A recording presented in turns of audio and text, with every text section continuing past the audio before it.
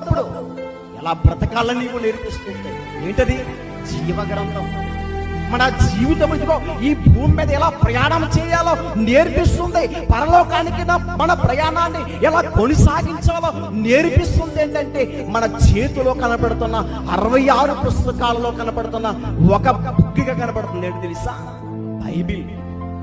ఈ బైబిల్ ఎంత పరిశుద్ధమైందో, ఎంత శ్రేష్టమైందో, ఎంతమంది ప్రాణాలు బలిగా పెడితే, ఎంతమంది ఎవరి క్రీస్తు కొరకు బ్రతుకుతున్న వారు చెరసాలకి వెళ్ళి వారు మరణించి మన చేతులకు వచ్చి తెలుసా?